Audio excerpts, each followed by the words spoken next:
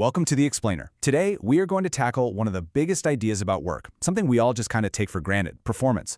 We're diving into a paper that says the way we think about our best employees is just wrong, and it has some pretty huge implications for how companies are run, and maybe more importantly, how you should think about your own career. For decades, this is the picture we've all had in our heads, right? The bell curve? It's in every management textbook. You've got a few people at the bottom, a few superstars way out at the top, and then there's the rest of us, the big lump in the middle. We're all just kind of average. But what if that picture is totally wrong? What if performance isn't a gentle hill, but more like a sheer cliff with a really long tail? The research we're looking at today says that in a whole bunch of jobs, a tiny handful of people are creating a massive chunk of the results, while most of us are actually performing below the average. All right, so here's our game plan. We'll start by digging into this power law reality. Then we'll look at the engine that creates these superstars, something called cumulative advantage. After that, we'll check out the conductors and insulators that can speed up or slow down performance. And finally, we'll talk about why any of this matters to you. So the researchers behind this weren't messing around. They looked at over 600,000 different data points, from scientists, athletes, politicians, you name it. And the pattern they saw over and over again was not the bell curve. It was something that physicists and economists call a power law. So what in the world is a power law? Well, think of it this way. All the action happens in the tail. It means a very small group of productivity stars are doing a huge, disproportionate amount of the work. And here's the kicker. It means the whole idea of an average employee doesn't really work, because that average is getting pulled way up by the incredible output of those few stars. Most people are actually performing below that average. To see just how badly the bell curve gets this, check out this number. A few years back, researchers calculated the odds of a hockey player like Alex Ovechkin scoring 51 goals in a season. If performance followed a normal bell curve, the probability of that happening was 0.000002. Basically impossible. And this is where it gets crazy. An event that rare should happen, maybe, once every 800 years. Yet, Ovechkin did it. And just a few seasons before that, another player scored 60 goals, something so unlikely under a bell curve that it shouldn't happen for 175,000 years. You see the problem? These aren't impossible events. These stars show up all the time. The model is wrong. Okay, so if it's not the bell curve, what's going on? How do these superstars even happen? The paper argues it's not just about some innate genius. It's about a really powerful feedback loop they call cumulative advantage. You know the old saying, the rich get richer? Well, this is kind of like that, but for your career. It's like compound interest for your skills and opportunities. A small early win doesn't just add to your success. It multiplies your chances for future success, creating this snowball effect that can lead to absolutely massive differences down the line. Let's walk through how this works. Picture two salespeople, both equally talented. One of them gets a lucky break, lands a big client right out of the gate.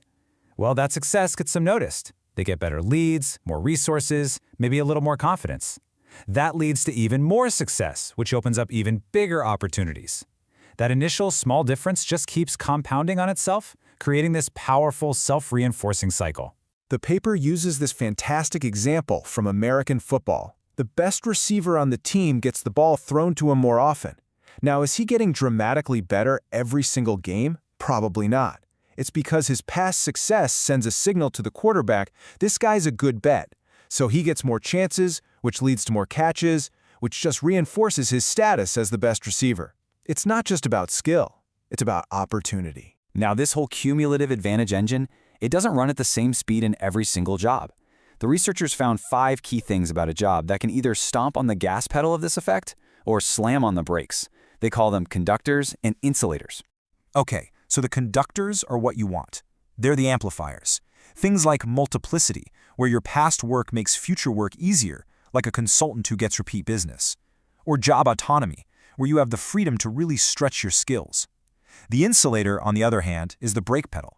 It's a productivity ceiling, some kind of limit on how much even the best person can possibly achieve. To really see how a productivity ceiling can change the game, the paper has this perfect real-world case study.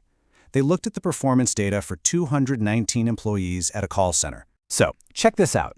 When they measured performance by how many calls each person made per hour, what did they see? A classic bell curve. Makes sense, right? There's a hard ceiling. There are only 60 minutes in an hour.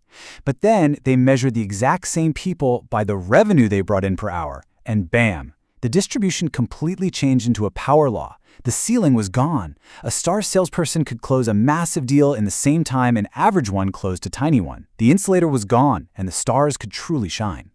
So this isn't just some neat statistical trick. It's a fundamental shift in how we should think. Understanding that you're probably working in a power law world, not a bell curve world, has huge, practical implications for companies and for you. If you're running a team or a company, the message is pretty clear. Stop managing for the average employee. Your energy should go into finding people with star potential and then getting all the obstacles out of their way. Give them the freedom and the challenges they need to thrive.